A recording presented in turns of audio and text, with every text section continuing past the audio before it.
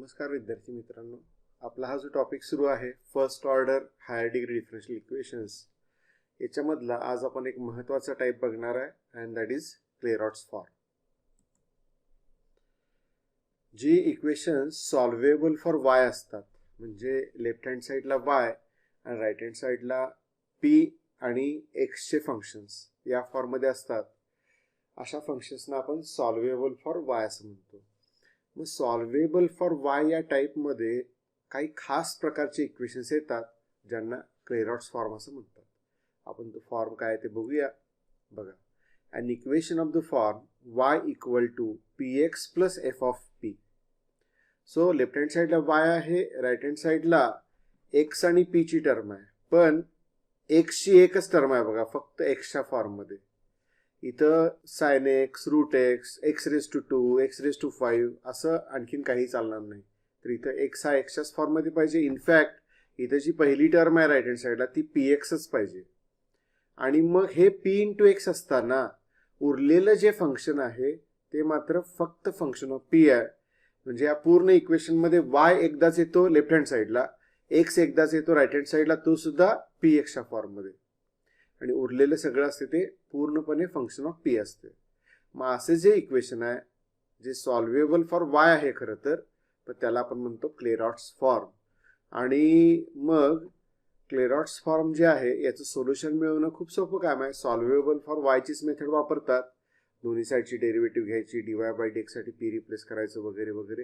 हे सगळं करून जे सोल्युशन मिळते ते सोल्युशन आहे पी च्या जागी आर्बिट्री कॉन्स्टंट सी घेऊन. म्हणजे solution is obtained by replacing P by arbitrary constant C. So हे खूप सोपं आहे, म्हणजे याची मेथडच शॉर्टकट असल्यासारखे लक्षात घ्या की इक्वेशन क्लेरॉट्स फॉर्ममध्ये असेल तर डिरेक्टली याचं सोल्युशन मिळवायला तुम्हाला पी च्या जागी सी पुट करायचं आहे, where C is arbitrary constant. पहिला एमसीक्यू आहे नोव्हेंबर 2016 मधला. The solution of y is equal to px plus f of p is of the form. आता हा थिअरॉटिकलच क्वेश्चन आहे, डायरेक्ट क्लेरॉट्स फॉर्म दिलाय आणि सोल्युशन विचारलेलं आहे. ऑफकोर्स पी च्या जागी सी घेऊन आपल्याला मिळते y is equal to C x plus F of c, आणि हे आहे ऑप्शन बी मध्ये. पुढचा क्वेश्चन आहे May 2017. In the primitive of the form y equal to C x plus F of c, the value of c is. आता प्रिमिटिव्हचा अर्थ इथं सोल्युशन म्हणून घ्यायचं. म्हणजे जे सोल्युशन आपल्याला दिसतंय y is equal to C x plus F of C, याच्यामध्ये सी काय आहे तर सी आहे arbitrary constant. Hence answer is option D. पुढचा क्वेश्चन आहे, खूपदा एक्झाम मध्ये विचारलेला आहे. नोव्हेंबर 2007, मे 2009, मे 2012, मे 2017. तर प्रॉब्लेम काय बघा, the solution of p equal to log of px minus y is. Option A y is equal to cx plus e raise to c. Option B y is equal to cx minus e raise to c. Option C x is equal to cy plus e raise to c. And option D x is equal to cy minus e raise to c. आता एक गोष्ट clear आहे की Clairaut's form y is equal to px plus F of P असतो, त्यामुळं x ची term असते ती नेहमी cx च्या फॉर्ममध्ये येते, लक्षात घ्या. सो आन्सर ऑप्शन सी आणि ऑप्शन डी नाही आहे हे क्लिअरली कळते. आन्सर एकतर ए आहे किंवा बी आहे हे कळू शकते आपल्याला. सो थोडं सिम्प्लिफिकेशन अशा प्रकारच्या प्रॉब्लेम्समध्ये आपल्याला करावं लागतं. तर इथं सिम्प्लिफिकेशन काय होणार बघा, दिलेले इक्वेशन जे आहे त्याच्यामध्ये जो लॉग आहे राईट हँड साईडला तो आपल्याला रिमूव्ह करायचा आहे, म्हणजे अँटीलॉग घ्यायला पाहिजे. आणि ते अँटीलॉग म्हणजेच काय तर हा लॉग ज्या वेळेला आपण राईट हँड साईडचा रिमूव्ह करू त्यावेळेला ह्या लॉगॅरिथमचा बेस जो आहे तो लेफ्ट हँड साईडचा बेस होईल. आणि आपल्याला डेफिनेशन वापरली लॉगॅरिथमची, तर लॉग लेफ्टला घेतल्यावर e raise to p is equal to P x minus y या फॉर्ममध्ये याचा एक्सपोनेन्शियल फॉर्म मिळेल. दिलेलं इक्वेशन लॉगॅरिथमिक फॉर्ममध्ये आहे आणि आता मिळाले ते एक्सपोनेन्शियल फॉर्ममध्ये आहे. आणि मग इथं वाय लेफ्टला ट्रान्सफर करून e raise to p right hand साईडला ट्रान्सफर केला तर आपल्याला सोल्युशन मिळाले y is equal simplified equation मिळाले y is equal to P x minus e raise to p. Clearly हे क्लेरॉट्स फॉर्ममध्ये आहे, y is equal to P x plus F of p. मग इथे एफ ऑफ पी काय आहे, minus of e raise to p आहे. So हा Clairaut's form आहे आणि मग याचं सोल्युशन ऑब्टेन करायचं असेल तर आपली मेथड काय आहे, पीच्या जागी आर्बिट्ररी कॉन्स्टंट सी पुट करायचं आणि मग इथे बघा y इज इक्वल टू पीच्या जागी सी पुट केलं तर y is equal to C x आणि हे minus as it is carry केले, ई रेस टू पीचं होणार e raise to c. So y is equal to C x minus e raise to c is the answer and it is in option B. May 2008 and May 2011. The solution of tan of px minus y equal to p. आता इथं मागच्या एक्झाम्पलमध्ये log of px minus y होतं, इथे tan of px minus y आहे. म्हणजे हा tan आपल्याला इकडं नको आहे. मग हा tan इकडचा नको आहे म्हटल्यानंतर हा राईट हँड साईडला ट्रान्सफर करायला पाहिजे. पण मित्रांनो हा tan ट्रान्सफर केल्यावर काय 1/tan होणार नाही आहे, तर इथं tan इनवर्स होणार आहे. सो इनवर्स ट्रिग्नोमेट्रिक फंक्शनचा आपल्याला इथं उपयोग करावा लागेल. सो लेफ्ट हँड साईडचा टॅन राईट हँड साईडला ट्रान्सफर केला तर लेफ्ट हँड साईडला पी एक्स मायनस वाय शिल्लक राहील, राईट हँड साईडला हा टॅन गेल्यानंतर it will become tan inverse of p. Tan inverse of p हे पूर्णपणे फंक्शन ऑफ पी आहे हे लक्षात घ्या. मग आता काय, आता ट्रान्सफॉर्मेशन हे टॅन इनवर्स ऑफ पी लेफ्टला घेतलं आणि वाय राईट हँड साईडला घेतला तर आणि हे रिराईट केलं ॲज फंक्शन ऑफ वाय, तर Y is equal to P x minus tan inverse of P या फॉर्ममध्ये सिम्प्लिफिकेशन मिळालेलं आहे, which is again Clairaut's form. y is equal to P x plus F of P. इथे F of P काय आहे, minus tan inverse of P. So Clairaut's फॉर्मचं solution असतं replace P by arbitrary constant C आणि मग required solution is y is equal to C x minus tan inverse of C which is option C. So that's it. इतकं सोपं आहे. Let's move on to next example. May 2010.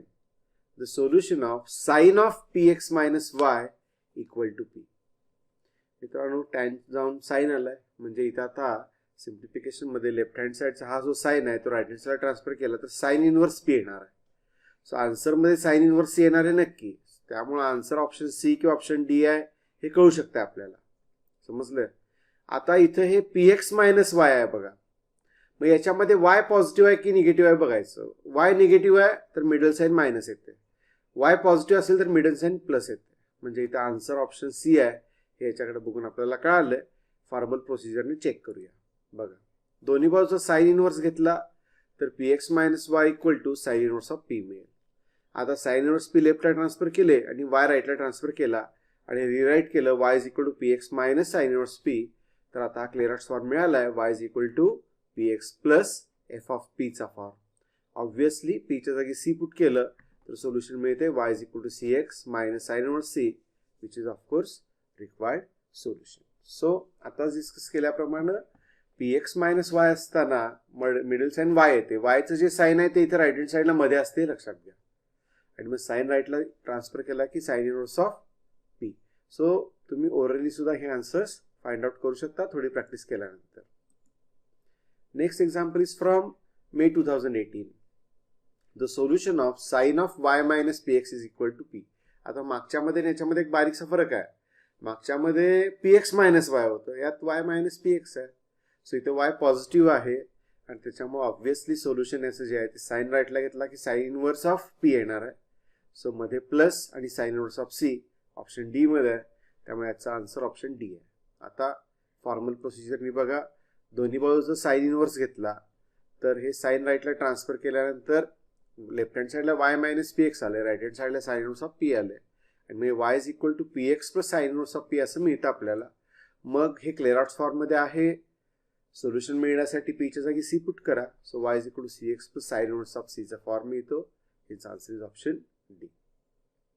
म्हणजे आतापर्यंत ज्या ज्या प्रॉब्लेममध्ये पी एक्स मायनस वाय होतं त्याच्यामध्ये वाय मायनस पी एक्स करून आणखीन एक नवा क्वेश्चन तयार करता येतो हे लक्षात घ्या. सो क्वेश्चन्सला तसं इथे काय लिमिट नाही आहे, खूप सारे क्वेश्चन्स तयार करता येतात.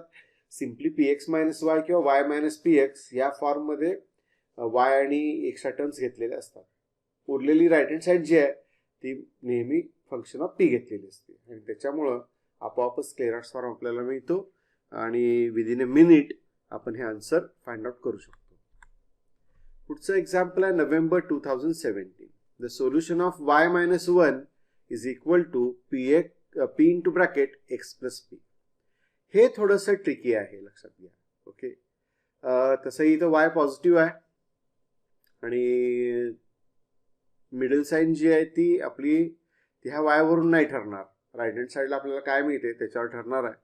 सो सिम्प्लिफाय केल्यानंतरच आपल्याला काहीतरी सांगता येईल. डायरेक्टली गेसवर करणं थोडंसं अवघड आहे. बघा y-1 मधला हा जो -1 आहे तो राईट हँड साईडला ट्रान्सफर करा आणि मग राईट हँड साईडला px ही एक टर्म आहे आणि ह्या px सोबत p² + 1 ही अजून एक टर्म शिल्लक राहते. मग px सोडून जे उरतंय त्याचा ग्रुप करून आपण इथे लिहिलं तर हा क्लेरॉट्स फॉर्म मिळतो y = px + f of p चा. ज्याचं सोल्युशन मिळायला सिम्पली p च्या जागी आपण c पुट करणार म्हणजे y = cx + c² + 1 आपल्याला मिळते. बट अनफॉर्च्युनेटली ह्या फॉर्ममध्ये कुठलाही ऑप्शन आपल्याकडं नाही आहे. आता सोल्युशनमध्ये c² तर आहे. c² आहे म्हणजे ऑप्शन a आणि c येऊ शकत नाही. ते ऑप्शन b किंवा डीच असू शकते. आणि बी आणि डी मध्ये बघितलं तर लेफ्ट हँड साईडला y-1 आहे. म्हणून आपण इथला हा जो 1 आहे तो लेफ्ट हँड साईडला ट्रान्सफर केला तर आपल्याला मिळते लेफ्ट हँड साईडला y-1. राईट हँड साईडला शिल्लक राहते cx + c². सो सोल्युशन आहे y-1 = cx + c², which is in option B. So थोडं सिम्प्लिफिकेशन करावं लागले तरी सुद्धा एका मिनिटाच्या आत हे सोल्युशन मिळते हे लक्षात घ्या. Next is from May 2014, the solution of xp² - yp + 2 = 0 is. इथे जर बघितलं तर फक्त y नाही आहे बघा, y × p आहे. y × p आहे म्हणजे p एक्स्ट्राच आहे. अशा वेळेला तुम्ही x ची पण टर्म बघा. आपल्याला क्लेरॉट्स फॉर्म मध्ये xp लागते पण इथे x × p² आहे. म्हणजे y च्या टर्म मध्ये p एक्स्ट्राच आहे, xp च्या टर्म मध्ये पण p एक्स्ट्राच आहे. याच्यावरून ओळखायचं की ते दोन्ही साइड्सना p ने डिवाइड करायला पाहिजे. बघूया बघा xp² - yp + 2 = 0 आहे. तर याच्यामध्ये पहिल्यांदा ही y ची टर्म राईट हँड साईडला ट्रान्सफर केले आणि yp = xp² + 2 च्या फॉर्ममध्ये एक्सप्रेस केलं. आता दोन्ही साइड्सना p ने जर डिवाइड केलं तर लेफ्ट हँड साईडला yp चं y हे इक्वल टू राईट हँड साईडला xp² चं xp होणार प्लस 2 ला p ने डिवाइड केल्यानंतर 2/p मिळेल आणि ही क्लेरॉट्स फॉर्म मध्ये आहे. y = px + f of p चा फॉर्म आहे हा. मग याचं सोल्युशन कसं मिळणार? ऑब्व्हियसली p च्या जागी c घेऊन. सो y = xc + 2/c असं याचं सोल्युशन आहे. आता हे सोल्युशन डायरेक्टली आत कुठंच नाही आहे बघा. मग काय करायचं तर सिम्प्लिफाय करायचं. दोन्ही साइड्सना c ने मल्टिप्लाय करा म्हणजे तर c × y = xc² येईल म्हणजे c² x येईल. समजलं? आणि इथे फक्त 2 शिल्लक राहील. मग y राईट हँड साईडला ट्रान्सफर केला की -y होणार आहे. समजलं? म्हणजे all in all xc² - yc + 2 = 0 असे या सोल्युशनचं सिम्प्लिफिकेशन होतंय. हेच answer is option A. So मागच्या 1-2 MCQs वरून हे तुम्हाला लक्षात आलं असेल की कधी कधी आपल्याला जे सोल्युशन मिळते ते सुद्धा थोडंसं सिम्प्लिफाय करायला लागू शकतं. खरं तर हे दिलेलं इक्वेशन क्लेरॉट्स फॉर्म मध्ये आहे म्हटल्यानंतर डायरेक्टली ओरिजिनल इक्वेशन मध्ये सुद्धा p च्या जागी c पुट केलं तर आपल्याला सोल्युशन डायरेक्ट मिळू शकतं xc² - yc + 2 = 0. फक्त त्यासाठी कन्फर्म्ड पाहिजे की हे इक्वेशन जे आहे ते कुठल्या फॉर्म मध्ये आहे, क्लेरॉट्स फॉर्म मध्ये. तुम्ही थोडंसं काळजीपूर्वक बघितलं तर तुमच्या लक्षात येईल की x ची एकच टर्म आहे त्यामुळे सॉल्व्हेबल फॉर x च्या फॉर्म मधलं पण आहे, y ची एकच टर्म आहे सॉल्व्हेबल फॉर y या फॉर्म मध्ये पण आहे. तसंही क्लेरॉट्स फॉर्म हा सॉल्व्हेबल फॉर y ची पर्टिक्युलर केस आहे, लक्षात घ्या. पुढचं आहे example from May 2007 and May 2008. The solution of y - px * p - 1 = p. So y - px इथंच आहे त्याच्यामुळं क्लिअरली क्लेरॉट्स फॉर्म मध्ये एक्सप्रेस करता येईल. इथे तुम्हाला फक्त काय करायचं आहे तर लेफ्ट हँड साईडची जी p - 1 ची टर्म आहे ना ती राईट हँड साईडला ट्रान्सफर करा. म्हणजे लेफ्ट हँड साईडला y - px आणि राईट हँड साईडला फंक्शन ऑफ p मिळते. मग आता px पण राईटला घ्या. So y = px + f of p हा क्लेरॉट्स फॉर्म आपल्याला मिळाला. सोल्युशन काय आहे? p च्या जागी c पुट करायचं. बघा y = p च्या जागी c पुट केलं तर y = cx + c/c - 1 is the solution which is in option C. पुढचं एक्झाम्पल आहे November 2009. The solution of y - px * p + 2 = p. So मागच्या प्रॉब्लेम सारखंच आहे फक्त फंक्शन बदललेलं आहे. मग इथे काय करा, हा p प्लस 2 राईट हँड साईडला ट्रान्सफर करा. म्हणजे काय मिळेल, y minus P x is equal to p upon p plus 2 मिळेल. आणि मग आता px पण राईट हँड साईडला ट्रान्सफर करा. म्हणजे y minus P x plus p upon p plus 2 हा फॉर्म मिळाला आहे, which is Clairaut's form y is equal to px plus f of p. आणि मग p च्या जागी c रिप्लेस केलं तर सोल्युशन मिळते y is equal to cx plus c upon c plus 2. C upon C plus 2. So it is in option B. Next is November 2009. The solution of y is equal to px plus e raised to p. Straight forwardly दिलेला form हा Clairaut's form आहे. काही simplification काही करायचं नाही आहे. So फक्त बघून तुम्ही सोल्युशन सांगू शकता. इथं p च्या जागी c पुट केल्यानंतर y is equal to cx plus e raise to c मिळणार आहे, विच इज इन ऑप्शन बी.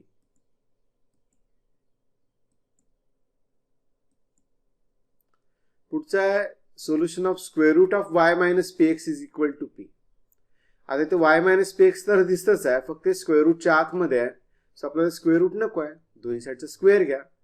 दोन्ही साईडचा स्क्वेअर घेतला तर आपल्याला मिळेल लेफ्ट हँड साईडला y minus P x, right hand साईडला पी स्क्वेअर. आता हा लेफ्ट हँड साईडचा negative p x right hand साईडला घेतला की पॉझिटिव्ह पी एक्स होतो. So y is equal to P x plus p square मिळेल.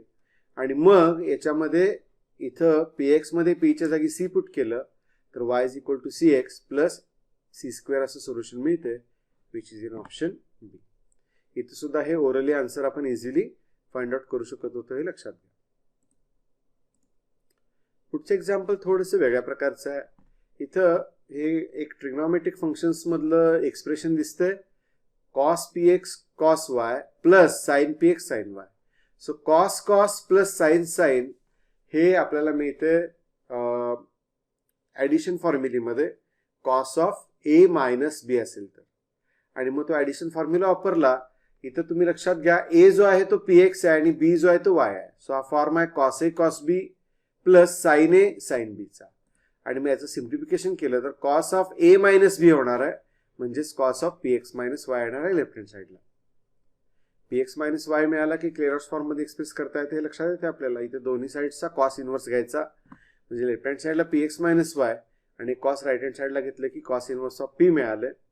आणि मग हे कॉस इनवर्स पी लेफ्टला वाय राईटला ट्रान्सफॉर्म केलं आणि मग फायनली सिम्प्लिफाईड फॉर्म मिळाला आपल्याला y is equal to P x minus cos inverse of P. आणि मित्रांनो, हा क्लेरॉट्स फॉर्म आहे.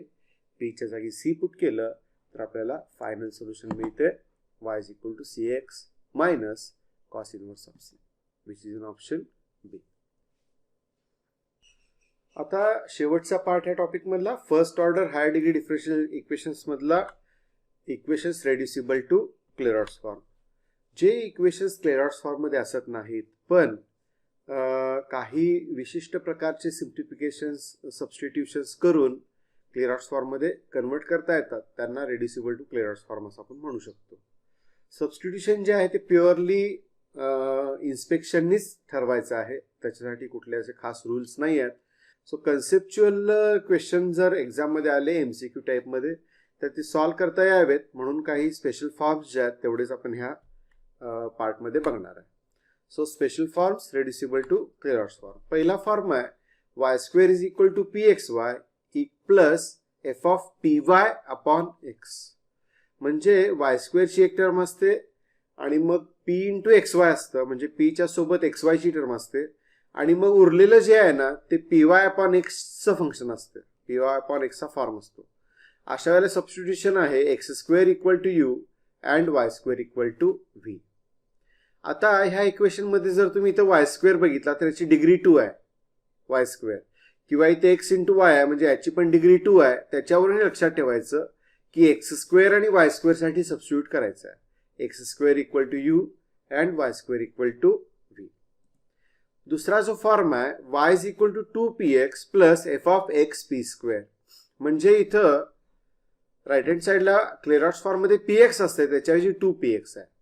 आणि मग F of x p square म्हणजे इथे फक्त फंक्शन ऑफ पी असते क्लेरॉट्स फॉर्म मध्ये, त्याच्याविषयी काहीतरी एक्स पी एक्स स्क्वेअरचं फंक्शन आहे. अशा वेळेला सबस्टिट्यूशन करायचं आहे एक्स आणि वाय साठी, लक्षात घ्या. या दोन फॉर्म मध्ये कन्फ्युजन हेच होतंय की एक्स साठी पुट केलंय की एक्स स्क्वेअर साठी.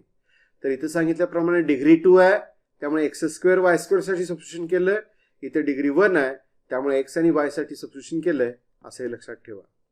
मग आता एक्स साठी सबस्टिट्यूशन केलं यू स्क्वेअर आणि वाय साठी सबस्टिट्यूशन केलं व्ही, तर याचं कन्व्हर्जन क्लेरॉट्स फॉर्म मध्ये होऊ शकतं.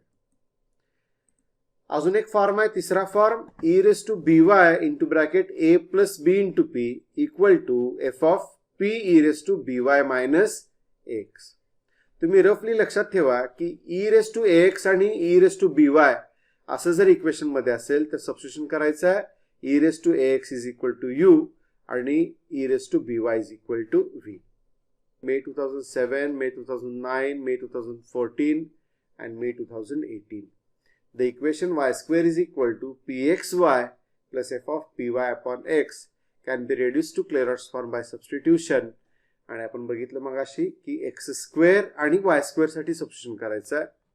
सो एक्स स्क्वेअर आणि वाय स्क्वेअर साठी सबस्टिट्यूशन करायचं आहे रिस्पेक्टिव्हली यू अँड व्ही.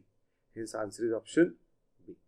पुढचे एक्झाम्पल आहे November 2005 and November 2007. The equation y is equal to 2px plus f of xp square can be reduced to Clairaut's form by substitution. आता आपण मगाशी बघितलं की ज्या वेळेला इथं y आणि x ची पॉवर 1 आहे, लिनियर टर्म्स आहे, डिग्री 1 आहे यांची, आणि त्यामुळे सबस्टिट्यूशन आपण करतो x आणि y साठी. x साठी u स्क्वेअर आणि y साठी v. x साठी u स्क्वेअर, y साठी v. हे इथे कुठल्याही ऑप्शन मध्ये नाही आहे. हेच आन्सर इज ऑप्शन डी. पुढचं आजपर्यंत कधी विचारले नाही पण विचारलं जाऊ शकतं. E raise to B Y into A minus B P equal to F of P E raise to B Y minus A X can be reduce to Clairaut's form by substitution. Obviously substitution काय आपण मगाशी बघितलं, E raise to X is equal to you and E raise to B Y is equal to V. अशा रीतीनं इथं ह्या टॉपिकचे MCQ सगळे संपलेले आहेत.